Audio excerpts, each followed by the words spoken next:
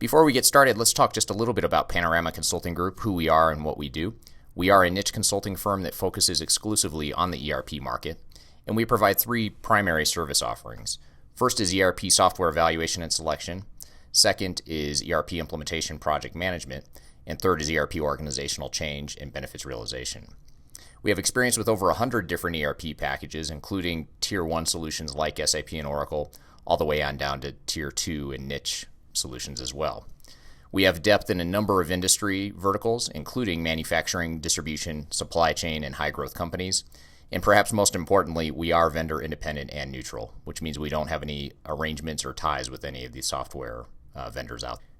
So getting into the details of choosing the right ERP software for your organizations, the first thing to note is that there are common ERP challenges that many ERP initiatives face. Based on some research that Panorama Consulting has conducted, which was a study of over 1,300 ERP implementations across the globe, we found that 93% of ERP initiatives take longer than expected, 65% cost more than expected, and 79% fail to deliver at least 50% of the expected business benefits. So clearly, there are common challenges in ERP selection and implementation initiatives, and one of the tips or steps to avoid some of these challenges is to first choose the right ERP software. In addition, our research also shows that it does matter which ERP software you choose. Now, we're not going to get into the details of all the research we've conducted relative to some of the different software vendors, but what you can see here is that there is some variation in the amount of time, money, and level of satisfaction that various ERP solutions on the marketplace achieve. On average, for example, it takes 20 months to implement an ERP solution, regardless of which solution you're implementing, which you'll see on the right side of your screen. The cost of implementation is roughly $8.5 million, and the satisfaction levels vary, in the low 60s to the low 70%. So again, finding the right software with the right functional fit and the right fit for your overall organization and operational needs is a key factor and a key driver to some of these cost and satisfaction and implementation duration aspects. So what's the problem then? Why do ERP initiatives face challenges like we've seen in the previous couple of slides?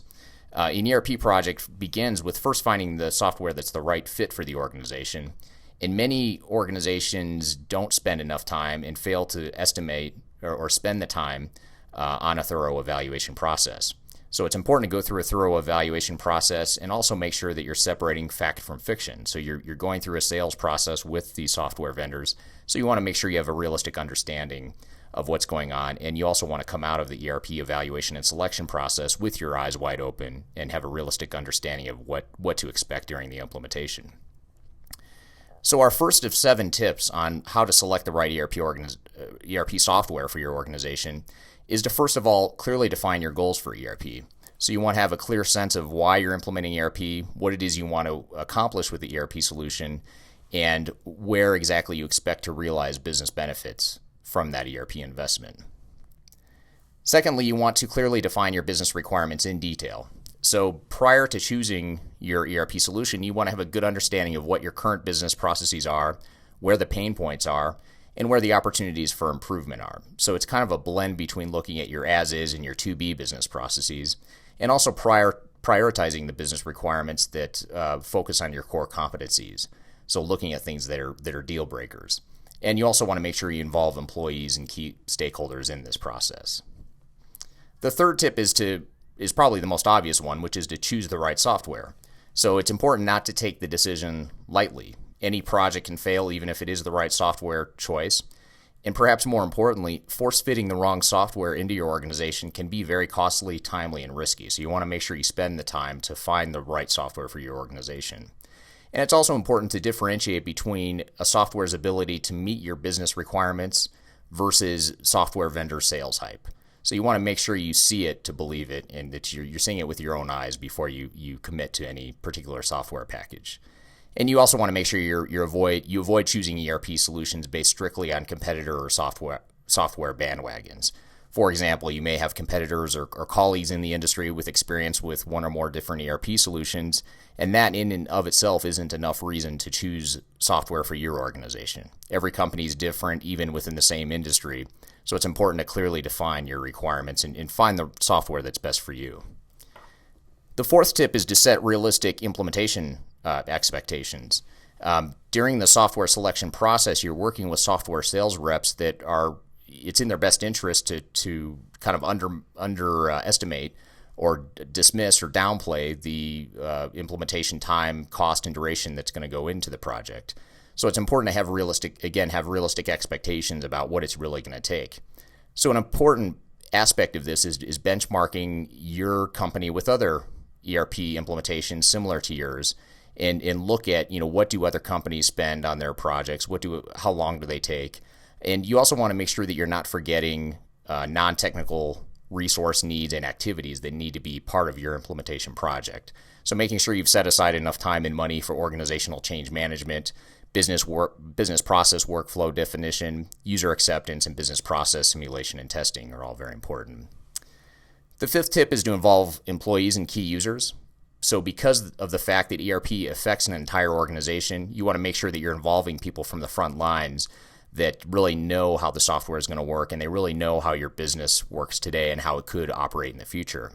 So ERP really should be a business initiative rather than a technology project. So it should be driven by your business users rather than your IT department. And the most effective implementations, as we found in our ERP research that we cited a few slides ago, is they do have heavy user involvement throughout the project lifecycle, beginning in the selection process all the way on through implementation and post-implementation. The sixth step to a effective ERP selection process is to develop thorough business processes and workflows. So you want to make sure that prior to selecting the software, you understand, document, and view your business processes in the context of how the software would handle it out of the box. So you don't want to assume that the software can do everything off the shelf, and you want to make sure you see that before you make the decision. You also want to make sure you have, again, an objective view of whether or not the particular software you're looking at is going to meet your needs. You also want to define gaps between the as-is and the to-be processes, and you also want to look at your business processes and workflows, not just system-level transactions. So you want to see these demos of the software in the context of how your business processes work. And then you also want to understand the human aspects of how your jobs and business processes are going to change, so you can begin communicating those changes to employees. The seventh tip is to position ERP for benefits realization. And this is a very common area where many organizations fall short. The key message here is that if you don't measure it, you won't achieve it. So when you're developing a business case early on in a selection project, you should be doing more than just using that business case to justify the investment. You should also be using it as a tool to manage business benefits going forward. So it should be very specific and quantifiable and used as a tool to manage business benefits during and after implementation. So by following these 7 steps that we've outlined here, there are some very tangible and measurable benefits of going through this process. You'll see in the middle column some of the metrics from our ERP study, which, by the way, you can find on our website and download some summary highlights of the report. But what you'll find is that there is a difference between the average Panorama client that follows some of these tips along with proven tools and methodologies. You can see that there's some clear benefits in terms of implementation, duration, cost, and also an increase in optimization of business benefits and satisfaction with the ERP